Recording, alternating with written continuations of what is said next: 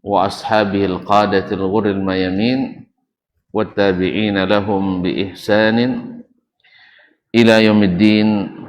أما بعد، وأوصي نفسي وإياكم أيها المسلمون وأيتها المسلمات بتقوى الله عز وجل رب الأرض والسماوات، فإنه قد فاز المتقون.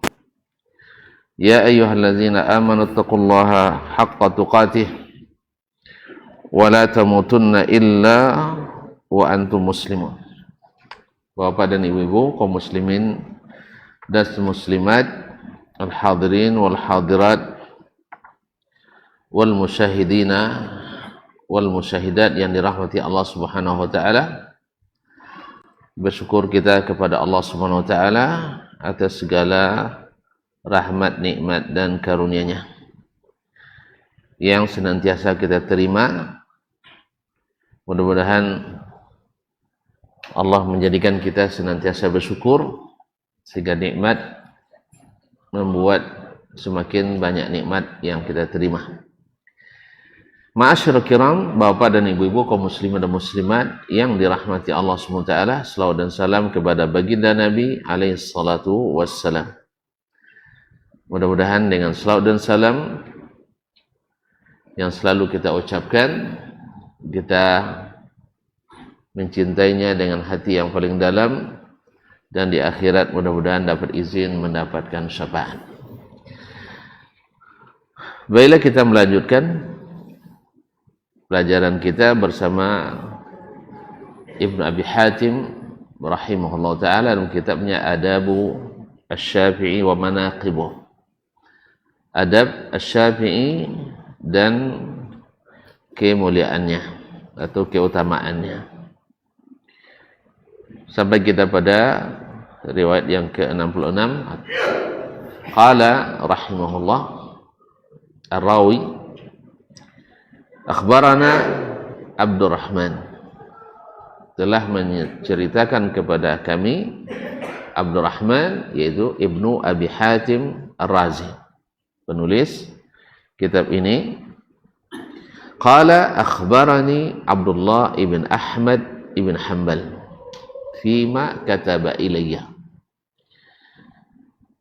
telah menceritakan kepadaku Abdullah bin Ahmad ibn Hanbal, imam anak imam Abdullah anak Imam Ahmad rahmatullahi alaih, fima kataba ilayya, dalam tulisan yang dikirimnya kepadaku. Qala, dia berkata, sami'tu abi, saya mendengar bapakku, yakni Imam Ahmad bin Hanbal rahimahullah, yaqul, berkata, kana asy-Syafi'i rahimahullah idza thabata indahu al-khabaru qalladahu, bila sahih di sisinya al-khabar, yakni al-hadis, karena al-khabar juga digunakan untuk menyebut al-hadis. Hadis, sunnah, khabar, athar, itu adalah nama-nama yang dimaksudkan adalah hadis Nabi alaihi salatu wassalam. Idza thabata indahul khabaru qalladahu, apabila sahih baginya al-khabar, yaitu hadis atau khabar dari Nabi alaihi salatu wassalam, qalladahu, dia ikuti langsung. Coba dia pakai kalimat qalladahu, dia taklid kepadanya, maknanya tabi'ahu, dia mengikutnya. Tapi kalimat taklid lebih kuat daripada sekedar tabi'ahu, karena taklid dah tidak perlu tanyong juga, ya, tidak perlu ditanya-tanya apabila sahih hadis daripada Nabi alaihi salatu wassalam. Wa khairu khaslatin kanat fihi, dan sebaik-baik sifat yang terdapat padanya, yakni pada Imam Asy-Syafi'i rahimahullah, lam yakun yashtahil kalam, tidak semangat, tidak berselera untuk mempelajari atau menggunakan metode ilmu kalam. Wa innama himmatuhul fiqh, tetapi himmatuhu, yaitu yang selalu menjadi pikirannya, yaitu cita-cita tertingginya adalah al-fiqh, yang selalu kesibukannya adalah dengan fikih. Ma'asyal kiram dirahmati Allah, ini ada 3 masalah yang disebutkan dalam riwayat ini. 1, Imam Asy-Syafi'i bila sahih hadis dia ikuti. Yang kedua, dia bukan ahli, tidak suka dengan ilmu kalam, bukan tidak tahu. Ya kan, orang tahu tapi tidak menyukainya. Yang ketiga, dia adalah orang yang sangat fokus dan sangat memperhatikan masalah fikih. Kita mulai yang pertama. Kaum muslimin dan muslimat dirahmati Allah Subhanahu wa taala, ini sabit dari dari Imam Asy-Syafi'i rahimahullah taala, "Idza sahhal haditsu fa huwa mazhabi." Apabila sahih hadis, itulah mazhabku. Itulah mazhabku.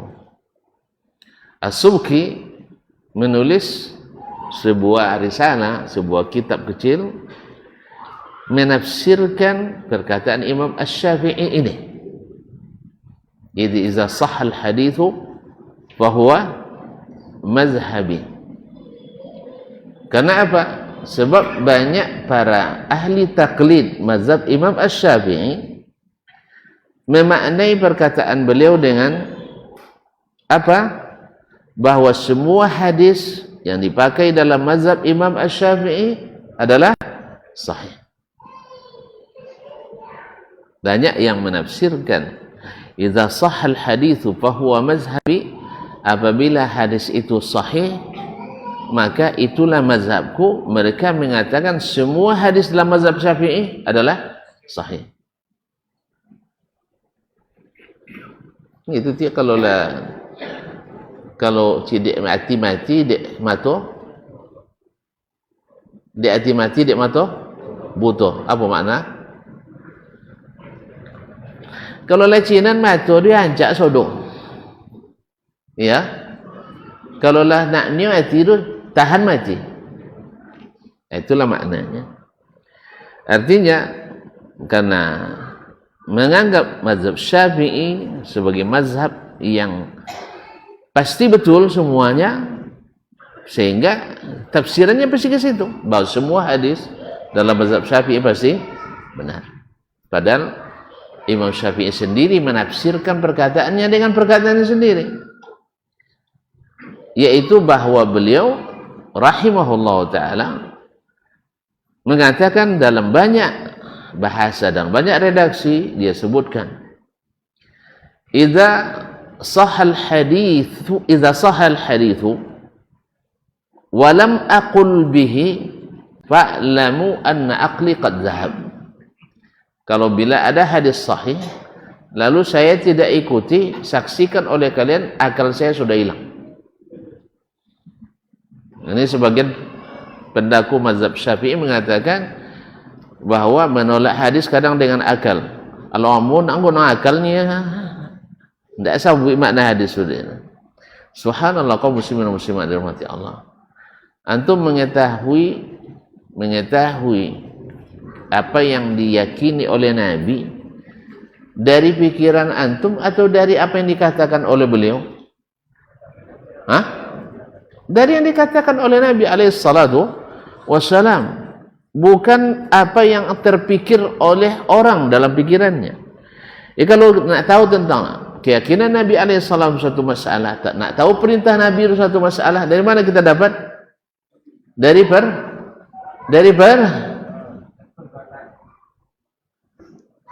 Nak tentu apa yang diyakini dia.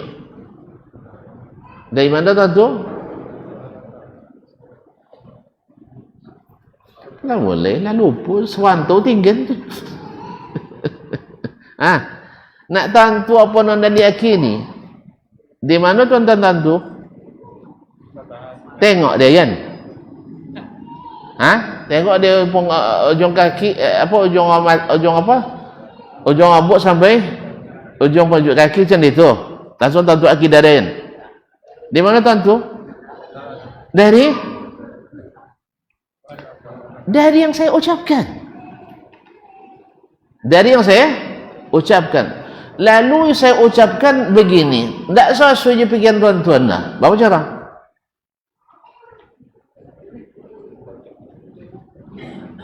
Subhanallah.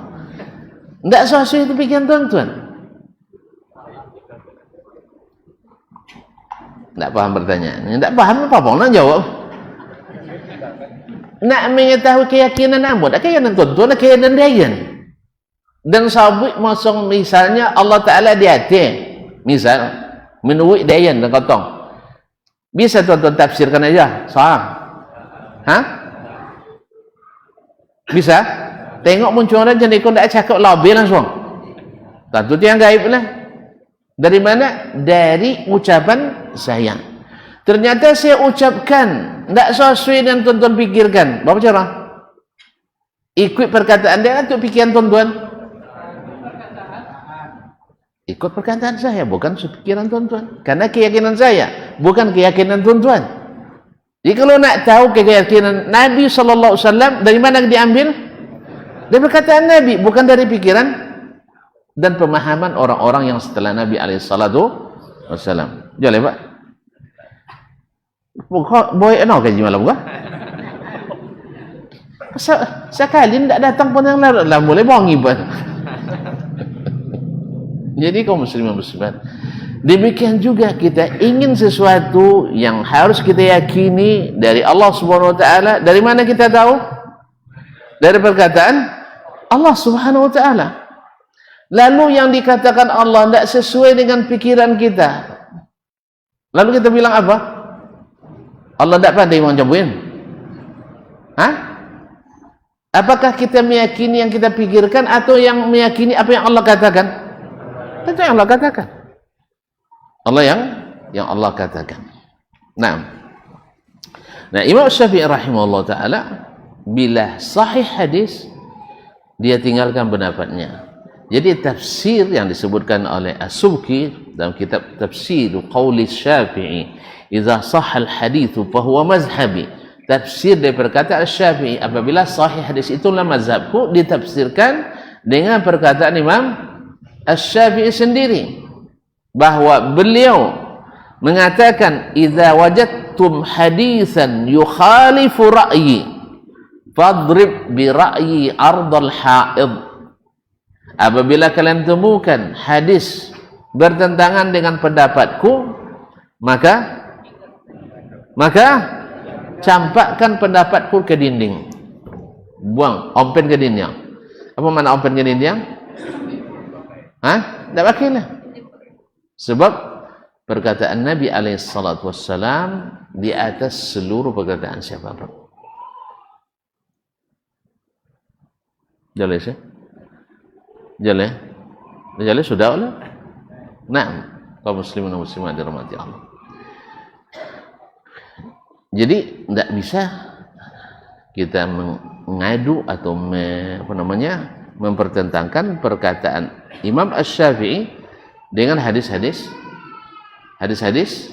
yang sahih dari Nabi SAW. Siapa yang mau jadi pengikut Syafi'i yang sesungguhnya, maka dia wajib meninggalkan pendapat Asy-Syafi'i kalau benar-benar bertentangan dengan hadis Nabi yang sahih.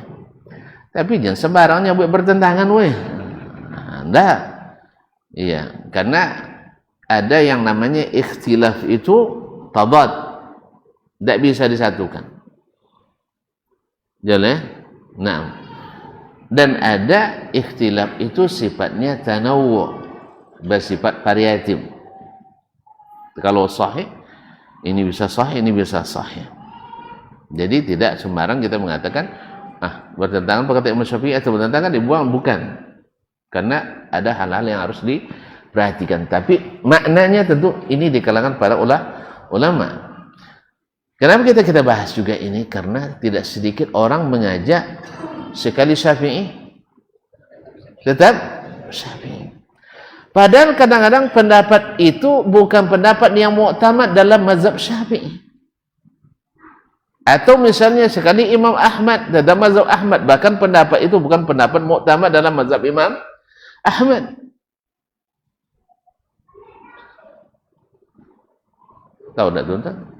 Ada masalah kadang-kadang dinisbatkan kepada Imam Syafi'i dua pendapatnya dalam masalah itu. Atau dinisbat kepada Imam Ahmad dua dalam masalah itu. Yang satu rajih, yang satu marjuh. Yang satu yang sahih thabit daripada imam, yang satu tidak sahih dan tidak thabit. Makanya kaum muslimin dan muslimat dirahmati Allah, di sini kadang bisa terjadi kesalahan penukil walaupun orang dekat dengan imam itu sendiri. Perlu contoh nampak?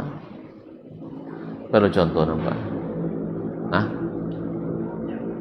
Ini kalau udah sesuai contoh tu udah boleh baperan dulu.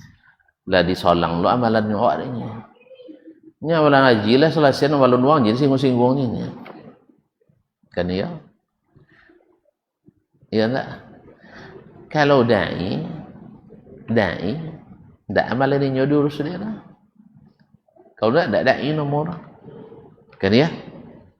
Makanya beda antara orang salih dengan orang muslih. Beda antara orang abid dengan orang alim. Ahli ibadah tak ada wangi kayaknya orang. Apa sebab? Tak yang salah orang kena ada dah. Buatlah siang-siang ni. Sang salah inyo salah tak dulu apalagi orang lain. Sang bagian inyo salah tak dulu dah. Bahkan wangi lah disebut salah kan ya? Siapa non umum membeki yang berilmu kan ya, yang punya ilmu. Dan kalau orang berilmu tidak boleh menyembunyikan ilmu, wajib menyampaikan. Makanya kalau berilmu kodok tersinggung belek dia. Makanya jangan bobo belek pe, jangan bobo belek pe kamu saji. Nak jangan tersinggung belek. Ma'asyiral kiram dirahmati Allah SWT. Misalnya diriwayatkan dari Imam Ahmad rahimahullah.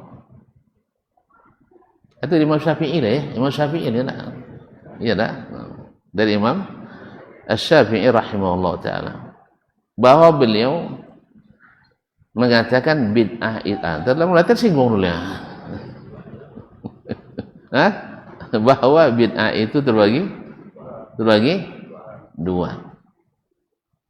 Bid'ah mahmudah dan bid'ah mazmumah. Bid'ah yang tercela, bid'ah yang terpuji. Baik, kaum muslimin dan muslimat, mungkin Imam Asy-Syafi'i memuji bid'ah? Tak mungkin. Lalu kita teliti, ternyata riwayatnya yang bersanad ada dalam kitab Imam Al-Baihaqi, Manaqibus Syafi'i, dari jalan siapa? Di jalan Abdullah ibn Muhammad Al-Atashi, wa huwa dhaif. Riwayatnya dhaif. Kemudian di sanadnya terdapat pula Musa ibn Fadl. Musa ibn Al-Fadl. Musa ibn Fadl itu majhul. Apa makna majhul?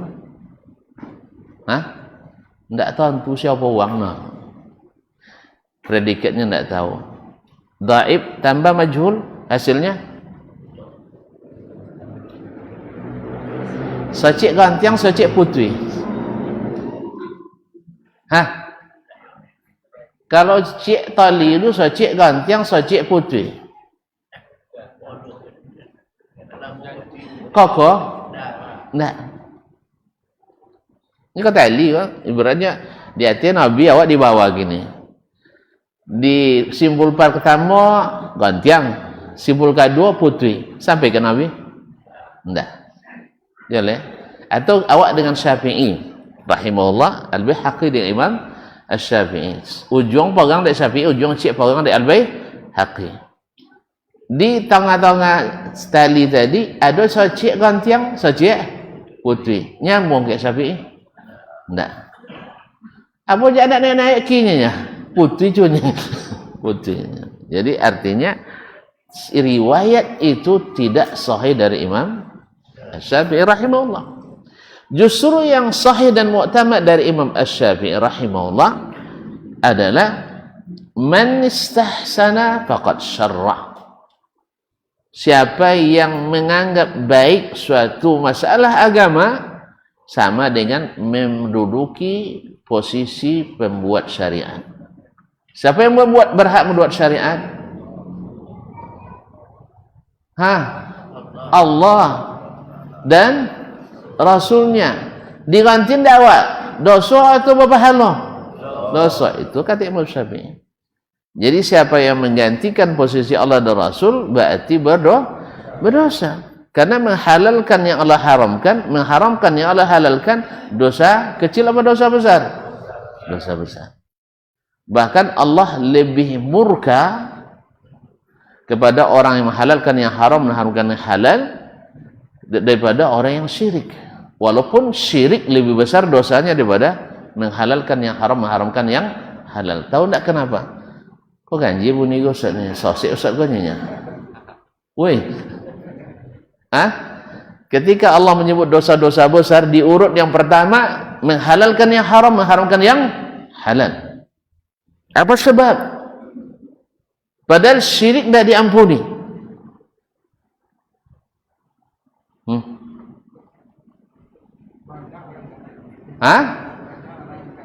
Kalau menghalalkan yang haram, mengharamkan yang halal, banyak yang kanai kata Acik Atuk. Betul. Banyak yang kanai. Tapi kalau syirik dia sendiri. Jelas? Makanya seluruh dosa yang melibatkan orang lebih banyak, maka lebih dibenci Allah Subhanahu. Hanya syirik dibawa syirik kan Allah betul lah. Karena dia menghalalkan yang haram, yaitu syirik. Ma'asyiral kiram. Jadi Imam Syafi'i rahimahullah ta'ala, dia bila sahih hadis qalladahu, dia ikuti tanpa ragu. Dan itulah manhaj Imam Syafi'i rahimahullah ta'ala. Ma'asyiral kiram yang dirahmati Allah. Yang kedua, wa khairu khaslatin fihi lam yakun yashtahi al-kalam. Dan sesuatu yang sangat baik pada beliau adalah dia tidak menyukai al-kalam. Mungkin ada yang mengatakan maksudnya berbicara nih Ustaz, tidak suka berbicara. Topik terjemahannya Imam Syafi'i tidak suka cakap. Maju tawi qada, munadharah qada, munakasah qada. Tu tak suka cakap. Berarti makna di sini adalah al-kalam. Ilmu kalam. Karena memang sabit dari Imam Asy-Syafi'i rahimahullah, beliau mengharamkan ilmu kalam. Cuman aneh bin ajaib, para pengikut mazhab Syafi'i hari ini mewajibkan ilmu kalam. Itulah makanya kalau nak jadi ahlus sunnah di Indonesia, jadi Indonesia beda dengan ahlus sunnah di tempat lain. Subhanallah, aneh bin ajaib kaum muslimin dan muslimat. Memang di mana pula datang pemilihan ini, Indonesia ke ahlus sunnah, di Amerika ke ahlus sunnah. Akhirnya orang nak masuk Islam bingung jadinya. Ada orang masuk Islam di Jepang, tanya ke India, dan masuk Islam, Wah, nak mazhab Syafi'i, Hanafi atau mazhab Syafi'i? Ya, kalau Islam mesti Hanafinya. Aduh, kosan mazhab-mazhab sekonya kan. Pelok ke orang Indonesia. Kalau orang Islam mesti mazhab Syafi'i. Wasolang Saudi mesti mazhab Hambali. Anda aja di masuk Islam. Asal tidak saci Islam di Indonesia. Apa sekarang Islam tu tidak saci. Gara-gara tadi. Ma'asyiral kiram dirahmati Allah. Islam ahlus sunnah wal jamaah yang sesungguhnya dimanapun sama. Tidak ada batas teritorial. Itu hanya politik itu. Batas teritorial hanya politik. Ini ilmu yang keliru ini. Ya, ilmu yang keliru karena memang ada sebagian pemikir kontemporer yang mengotak-ngotak seperti ini. Ya, yang otak-otak seperti ini hanya beberapa orang segelintir aja. Lalu seolah-olah itulah yang muktamad di dunia Islam. Dan justru yang lucunya ketika ada muktamar Ahlussunnah internasional di chatnya, yang diundang adalah alil kalam atau yang simpatisan ahlil kalam. Sedangkan yang tidak pakai ilmu kalam tidak dianggap ahli sunnah. Padahal Imam Asy-Syafi'i yang kita agungkan, yang kita hormati, yang kita katakan satu syarat jadi ahlus sunnah di Nusantara adalah bermazhab Syafi'i, anti ilmu kalam. Tapi nya pandai jauh ilmu kalam. Iya, kadang pandai juga. Paham sih? Ya, beliau pandai menjawab ilmu kalam karena dia paham. Dia menguasai ilmu orang itu. Tapi bukan mengikuti metode ilmu kalam tadi. Kita tahu misalnya orang liberal ini cara berpikirnya kita paham. Cuma ketika dijawab dengan cara liberal, kita liberal pula enggak. Atau orang pluralisme beragama, kita paham. Dasar pemikirannya, orang Mu'tazilah, kita tahu. Cuma apakah kita berpikir ketika beragama seperti mereka? Ya tidak, tapi kita paham alur pemikiran mereka. Makanya orang menisbatkan ilmu Asy-Syafi'i rahimahullah kepada al-mutakallimin dari bab ini. Mereka mengatakan Asy-Syafi'i minal mutakallimin, ahli ilmu kalam. Padahal beliau mengharamkan ilmu kalam. Dia katakan hukmi fil ahlil kalam an tusawwada wujuhuhum. Hukum yang saya tetapkan, itu hukum yang saya tetapkan untuk orang yang belajar ilmu kalam adalah dihitamkan mukanya dengan arang. Thumma yusaqu atau summa yumsha bihi fi turuqati wal aswaq, kemudian dibawa keliling jalan, keliling kampung dan pasar-pasar, wa yunada alaih, dan diumumkan hadza jazaa'u man ishtaghala bi ilmil kalam wa taraka kitaballahi wa sunnata rasulih sallallahu alaihi wasallam. Ini balasan bagi orang-orang yang sibuk dengan ilmu kalam dan meninggalkan kitabullah dan sunnah Rasulullah sallallahu alaihi wasallam. Karena memang ilmu kalam itu membuat orang sombong, merasa pintar. Ya padahal kodok gagal ujian, tapi merasa pintar.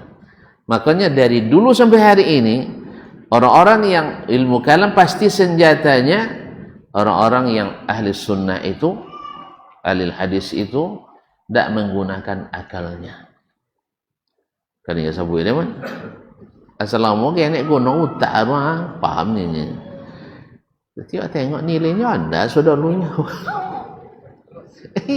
Kejadiannya lah lancar bono utak nilai dah lu anda sana. Tiba kini lancar lah pandai lah daripada awak. Kamu semua bukan masalah tidak menggunakan akal, tapi gunakan dengan cara yang benar. Masa orang mempelajari Al-Quran dan Hadis tidak bakal, menghafal Al-Quran dan Hadis tidak bakal, mempelajari fikih dan usul fikih tidak bakal, pandai nahwu saraf tidak bakal, Tuh, pasti boleh mempelajari sifat-sifat Allah, tidak menggunakan ilmu kelam, tiba-tiba hilang akal. Ma'asyiral kiram dirahmati Allah. Tapi jangan risau kaum muslimin. Para nabi pun dulu dibilang dungu oleh para penentang dakwanya. Para nabi itu kan diabadi dalam Al-Quran. Inna lanaraka fi safahatin. Kami melihat kamu orang dungu. Kalau dungu itu bukan suih? Tidak menggunakan utah. Itu tidak bau utah. Itulah bahasa gitu. Itu juga bahasa yang sampai hari digunakan oleh ahli kalam. Kalau debat, coba nak bauta awak dia. Kalau debat apa? Tidak bauta. Sudah cinta awak apa ngoyenya? Iya non malu, awak non pengoy. Non malu pengoy itu non lambui tu. Syekh, mantin kajian uang pengoy itu lambui. Pengoy. Kayak lambu, ya silakan. Ayo kita duduk bersama, ayo kita sama mengaji. Kalau kita ayo kita diskusi dengan ilmiah, sah? Ya enggak? Itu yang seharusnya terjadi. Kan enggak boleh. Enggak boleh. Kami yang lambu, kalian uang koye. Oleh sebab itu dilarang. Kan ya? Jadi yang mempengaruhi lambu yang lambu pengaruhi. Jadi selalu mengatakan masalahnya tidak menggunakan akal. Bukan. Memang tidak menggunakan akal seperti ahli kalam menggunakan akal. Ahlus sunnah menggunakan akal, yaitu tahu dia akal itu ibarat palito. Wahyu itu ibarat matahari. Mana tawang palito benar matahari? Baik. Lah siang hari pakai je palito lah. Woi. Lah siang hari pakai palito je lah. Tak apa je lah. Al-Quran hadis lah je lah pakai je palito. Itu sama menjalan siang dapat bukti mana dalil siang dunia. Dalil siang cair lah. Lah nampak bulu hidung awak tu lah siang tiada nomor je tanya dalilnya. Jadi kaum muslimin dan muslimat dirahmati Allah.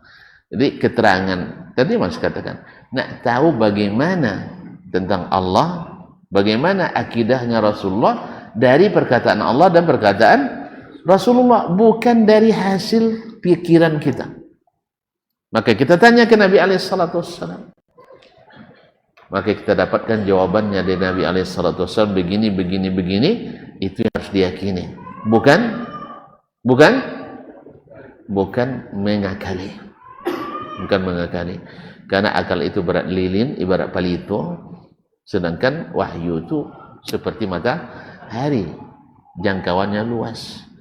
Kalau pandangan mata saya sekedar depan ini, belakang tak nampak sebenarnya. Palito depan awaknya, belakang tak jauh, apalagi palito denden.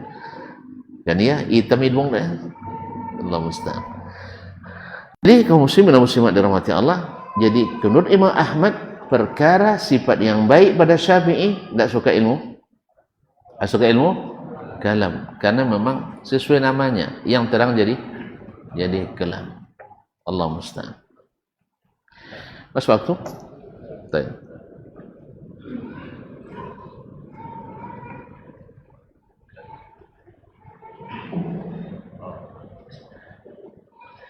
Allahu Akbar, Allahu Akbar, Allahu Akbar, Allahu Akbar.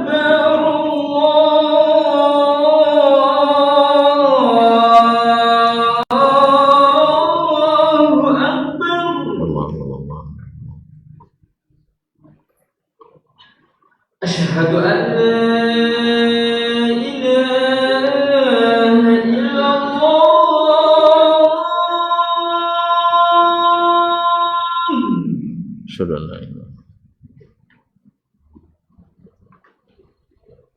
أشهد أن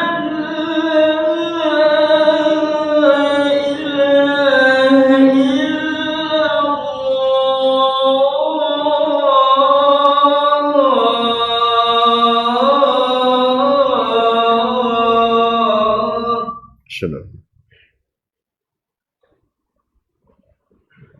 أشهد أن محمدا رسول الله Sudah. أشهد أن محمدا رسول الله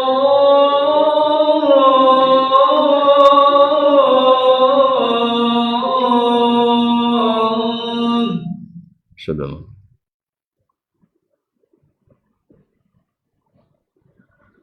حي على الصلاة La haula. حي على الصلاة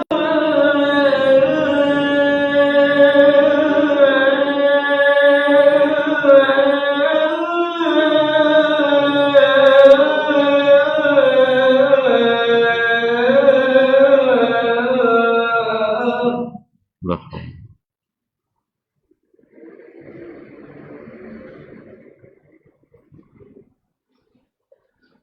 حي على الفلاح La haula.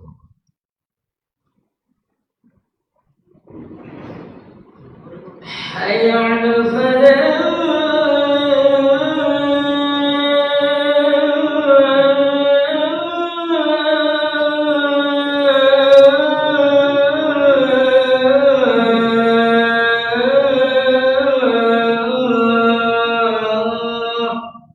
La haula.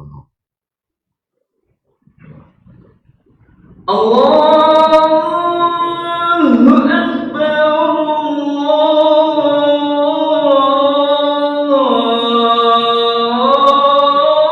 الله أكبر Allah. لا إله إلا الله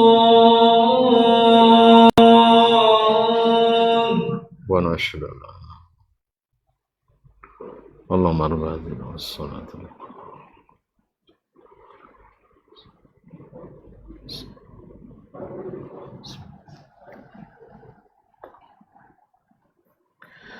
Baik, kaum muslimin, kaum muslimat dirahmati Allah Subhanahu wa taala. Kemudian yang terakhir, wa innama himmatuhu al-fiqh. Sedangkan himmahnya, kebanyakan waktunya, fokusnya, kebanyakan energinya digunakan atau dihabiskan untuk fikih al-fiqh, sehingga menjadi salah satu dari imam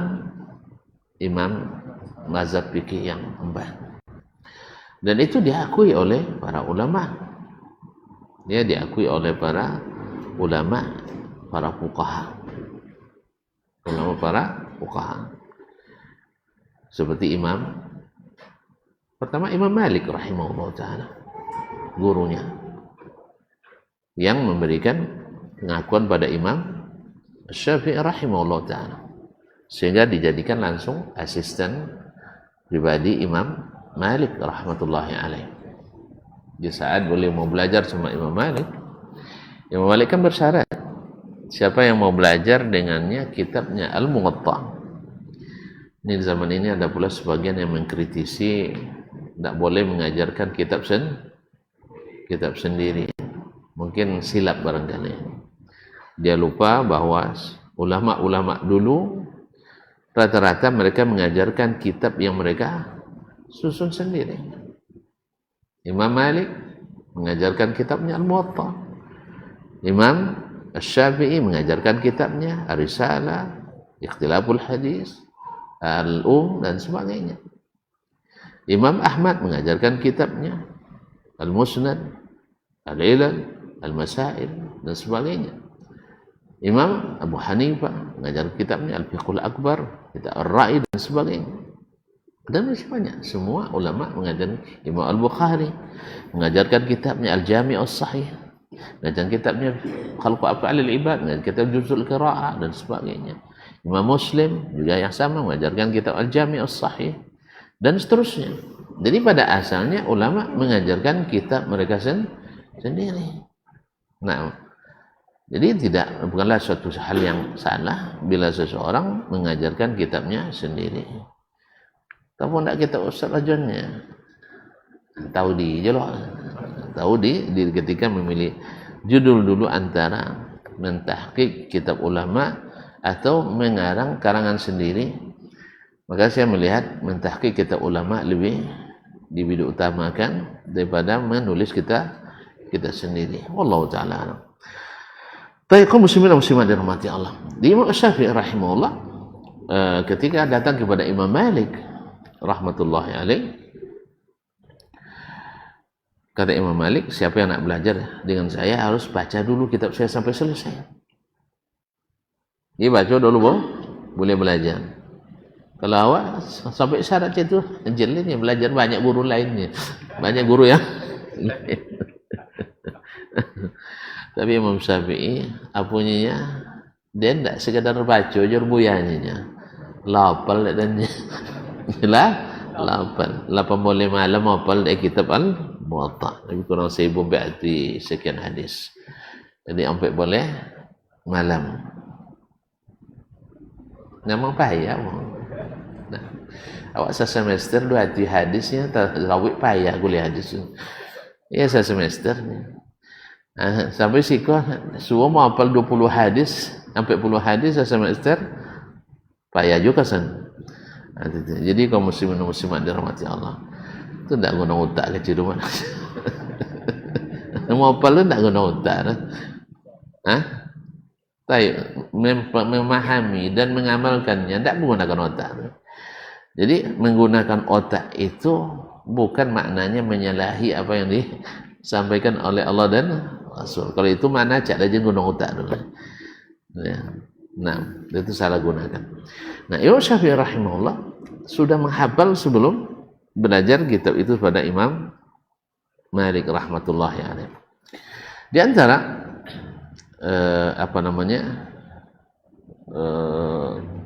pengakuan yang diberikan oleh Imam Ahmad rahimahullah. Imam Ahmad dari Baghdad, Irak, pergi ke Yaman, di Yaman ke Makkah. Tujuannya untuk bertemu dengan muhaddis Hijaz waktu itu Sufyan bin Uyainah. Karena Sufyan bin Uyainah adalah yang memiliki sanad tertinggi pada masa itu di Hijaz. Dari Irak sana, di Baghdad, dia cari ke Mekah. Tapi ketika itu ada Imam Asy-Syafi'i rahimahullah, dia merubah niatnya. Sehingga duduk di majelis Imam Asy-Syafi'i rahimahullah ta'ala. Duduk di majelis Imam Asy-Syafi'i rahimahullah. Dan ketika duduk di majelis Imam Syafi'i, teman seperjuangannya dan sama menuntut ilmu yang selalu sama, yaitu Yahya ibn Ma'in mengatakan, "Ya Aba Abdullah, kita datang ke sini untuk ketemu Sufyan bin Uyainah. Masa duduk lo ke majlis, kalau mohon maaf ya, bahasanya bahasa paji-paji kan. Masih muda, Imam Syafi'i masih terhitung muda waktu itu. Karena Imam Syafi'i dibanding yang ulama yang lain jauh lebih muda daripada imam yang lain, karena beliau lahir tahun 150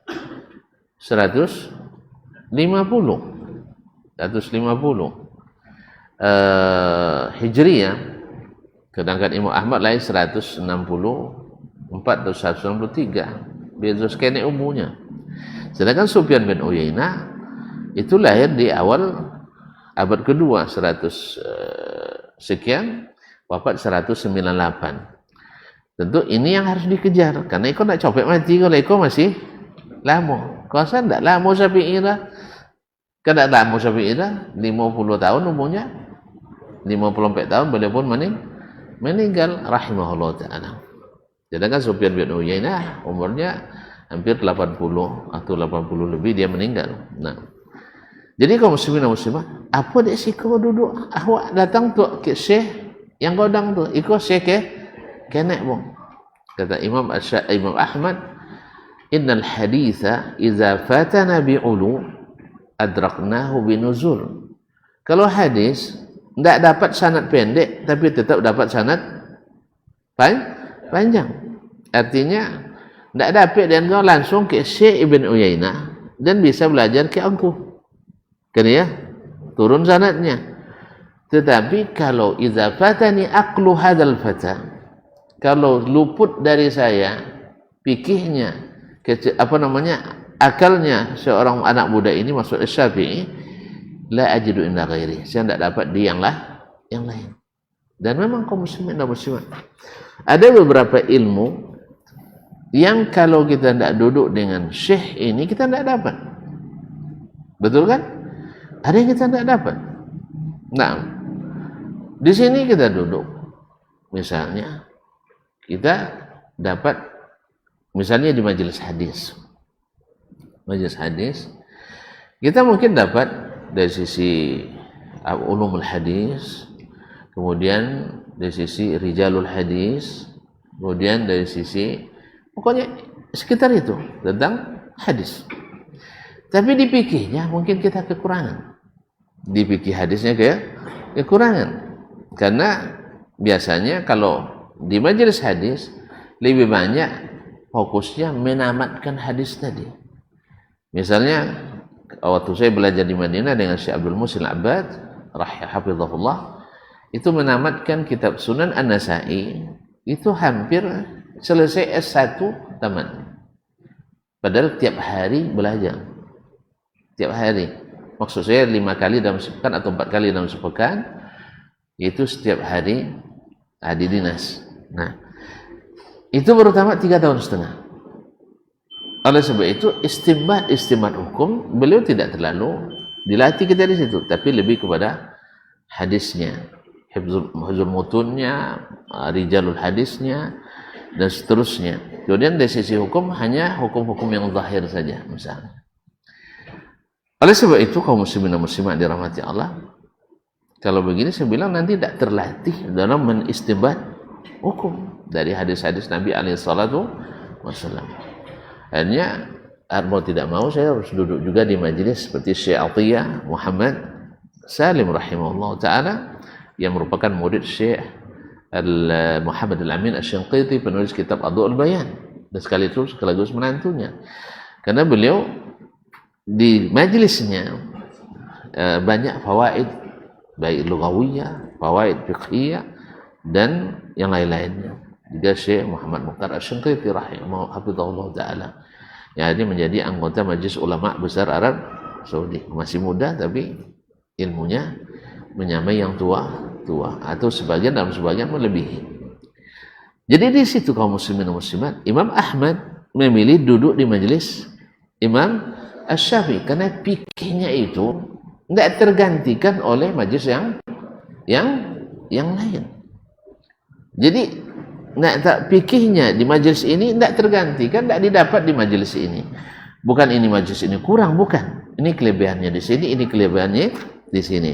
Sufyan bin Uyainah kelebihannya sanadnya tinggi. Tapi Imam Syafi'i kelebihannya fikihnya kelas tinggi. Makanya cerita yang disebutkan oleh Khatib Al-Baghdadi rahimahullah dalam Syarah Ashabil Hadis itu setelah ini, atau Al-Faqih wal Mutafaqih, ketika Imam Asy-Syafi'i menginap di rumah Imam Ahmad di waktu di Baghdad, dan Imam Ahmad banyak bercerita kepada anak-anaknya tentang kelebihan Imam Asy-Syafi'i. Orangnya tawadhu, orangnya zuhud, orangnya ahli ibadah, ilmunya begini-begini, dipuji gurunya. Dan itu memang benar, bukan mengada-ngada. Akhirnya disiapkan oleh keluarga anak Imam Ahmad makanan, dibuat banyak.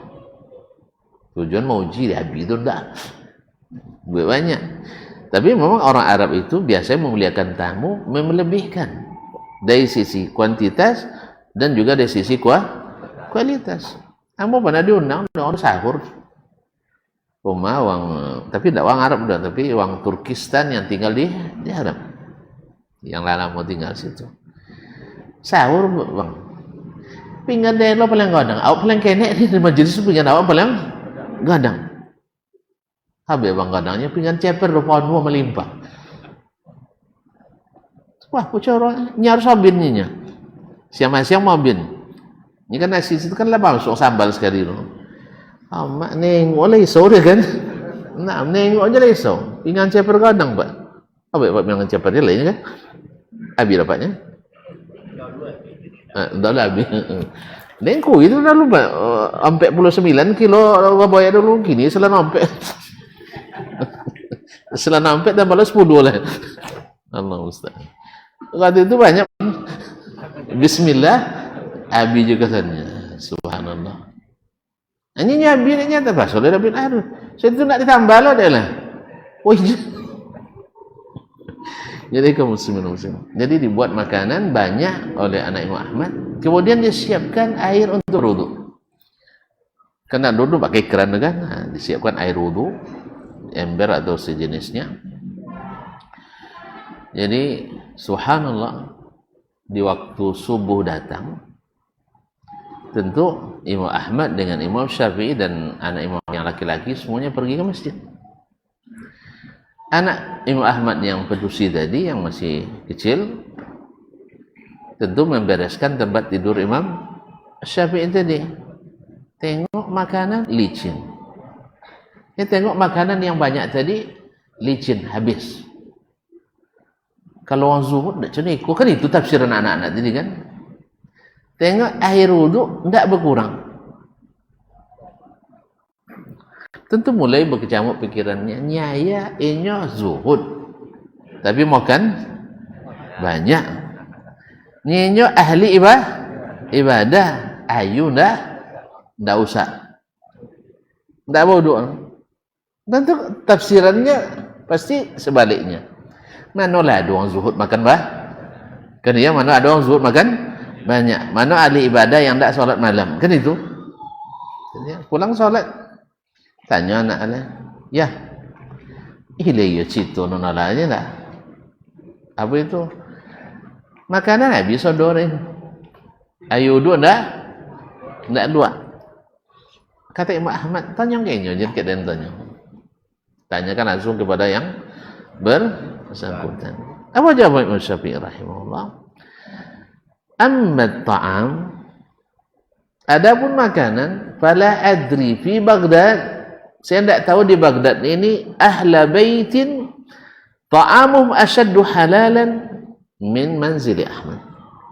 Saya tidak tahu rumah di Baghdad ini, sebesar kota Baghdad ini, yang makanannya lebih halal dari makanan rumah Ahmad. Oleh sebab itu saya ambil kesempatan untuk mengisi tubuh saya dengan makanan yang halal tadi. Karena jarang kenyang. Ammal ma, adapun air, karena saya sudah makan banyak, tidak mungkin tidur.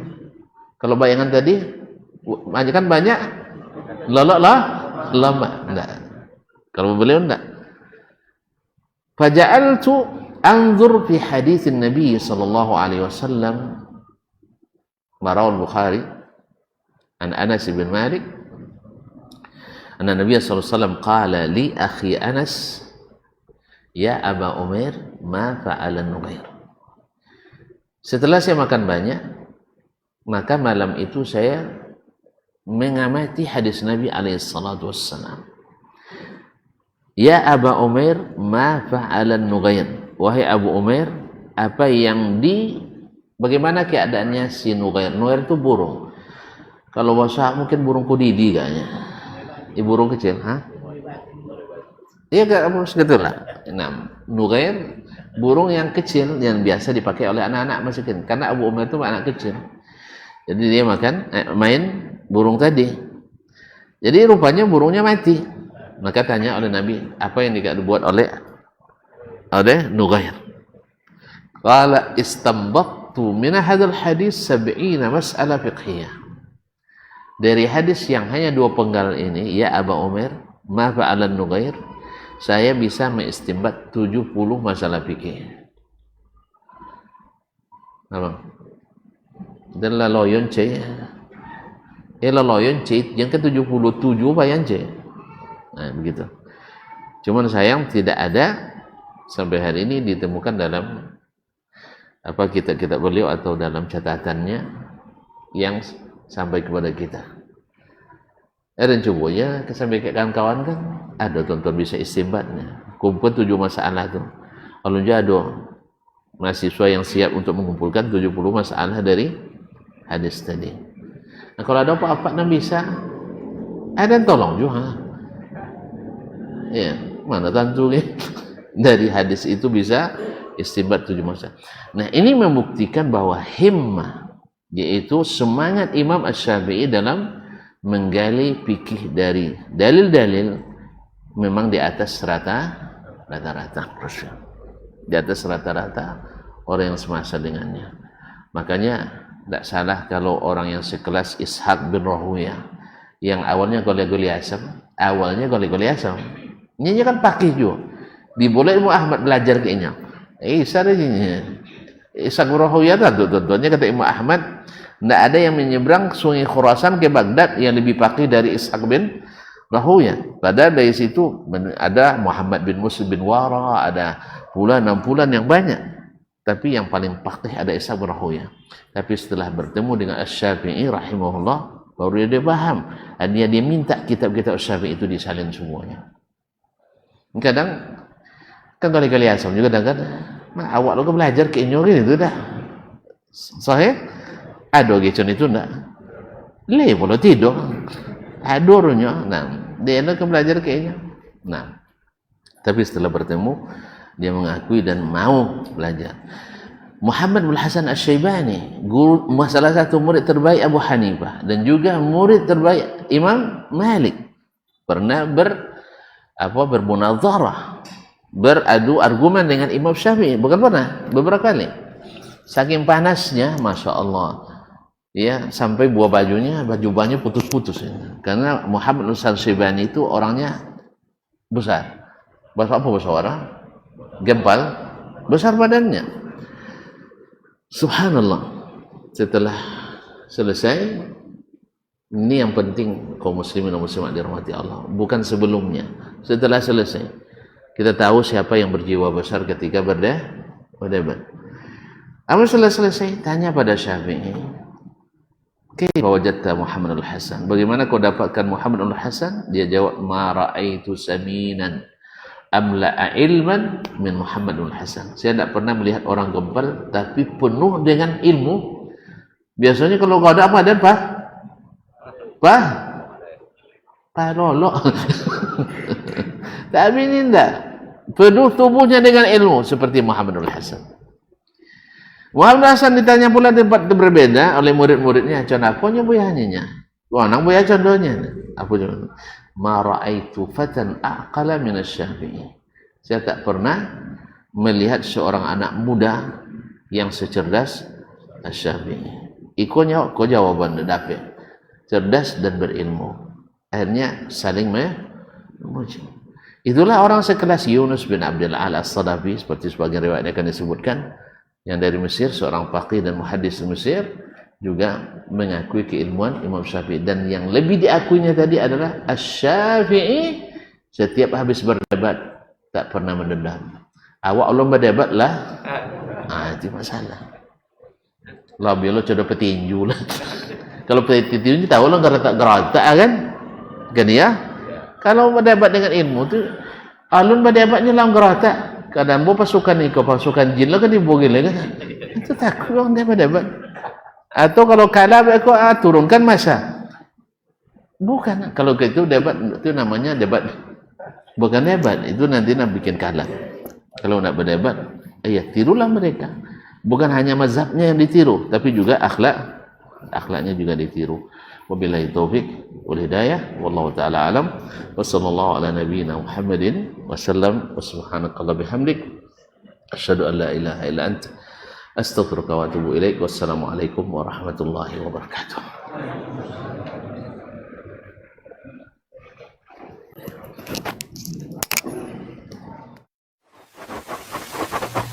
Barometer amal kita saleh tak salehnya di salat kita. Bila salat kita ikhlas dan sesuai dengan sunnah Nabi SAW, maka insya Allah amalan yang lain mengikuti. Ini aktivitas ini membantu saya di akhirat atau akan menyulitkan saya di akhirat? Kalau seandainya perbuatan itu ternyata akan menyulitkan kita di akhirat kelak, tinggalkan perbuatan itu. Anta ni'mal jund. Kamu adalah sebaik-baik prajurit. Coba lihat. Kamu adalah sebaik-baik prajurit. Maka tujuannya adalah menghancurkan kehidupan rumah tangga.